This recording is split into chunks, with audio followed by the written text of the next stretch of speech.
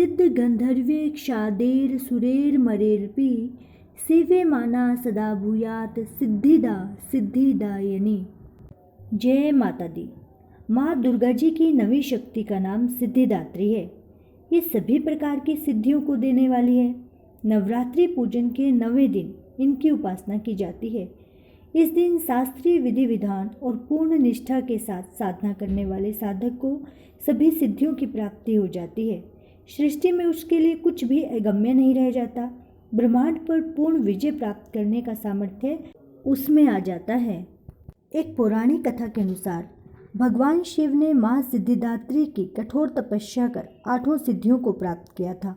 साथ ही माँ सिद्धिदात्री की कृपा ने भगवान शिव का आधा शरीर देवी का हो गया था और वह अर्धनारीश्वर कहलाई। माँ दुर्गा का यह अत्यंत शक्तिशाली स्वरूप है। शास्त्रों के अनुसार देवी दुर्गा का यह स्वरूप सभी देवी देवताओं के तेज से प्रकट हुआ है। कहते हैं कि दैत्य महिषासुर के अत्याचारों से परेशान होकर सभी देवतागण भगवान शिव और प्रभु विष्णु के पास गुहार लगाने गए थे। तब वहां मौजूद सभी देवतागण के से एक तेज उत्पन्न हुआ। उस तेज से एक दिव्य शक्ति का निर्माण हुआ था, जिन्हें हम माँ सिद्धिदात्री के नाम से जानते हैं। पौराणिक मान्यताओं के अनुसार माँ सिद्धिदात्री के पास अणिमा, महिमा, गरिमा, लघिमा, प्राप्ति, प्राकम्य, इशित और वशित सिद्धियां हैं। माता रानी अपने भक्तों को सभी 8 सिद्धियों से पूर्ण करती हैं। माँ सिद्धिदात्री 4 भुजाओं वाली हैं। इनका वाहन सिंह है। ये कमल पुष्प पर भी आसीन होती हैं। इनकी दाहिनी तरफ के नीचे वाले हाथ में कमल पुष्प है।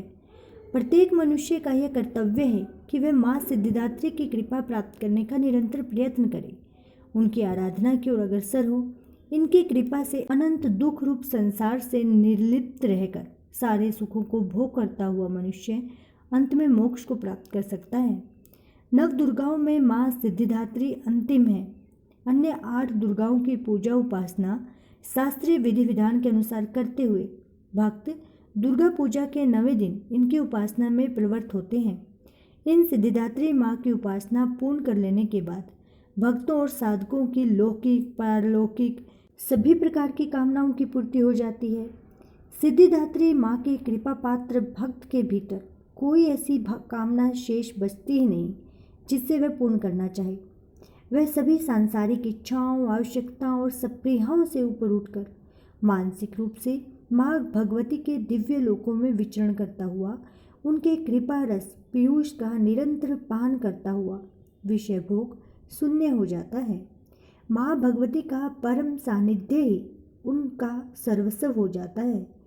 इस परम पद को पाने के बाद उसे अन्य किसी भी वस्तु की आवश्यकता नहीं रह जाती है।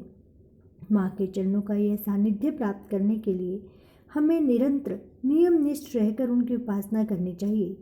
माँ भगवती का स्मरण, ध्यान, पूजन हमें संसार की असारता का बोध करते हुए वास्तविक परम शांतिदायक अमृत की ओर ले जाने वाला है।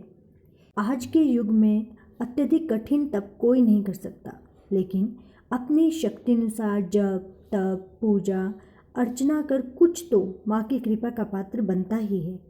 प्रत्येक सर्वसाधारण के लिए आराधना योग्य यह श्लोक स्पष्ट और सरल है। माँ जगदम्बा की भक्ति पाने के लिए हमें या देवी सर्वभूतेषु माँ सिद्धिदात्री रूपेण संस्थिता नमस्तस्यै नमस्तस्यै नमस्तस्यै नमो नमः इस श्लोक का जाप करना चाहिए। इस मंत्र के उच्चारण से माँ की हमें कृपा प्राप्त होती है। इसका अर्थ है, हे माँ, सर्वत्र विराजमान माँ सिद्धिदात्री के रूप में प्रसिद्ध अम्बे, आपको मेरा बार बार प्रणाम है। हे माँ, मुझे अपनी कृपा का पात्र बनाओ।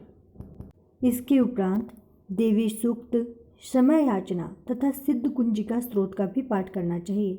आप इसका श्रवण भी कर सकते हैं। इसके उपरांत माँ को भोग लगाया जाता है तथा कन्या का पूजन किया जाता है।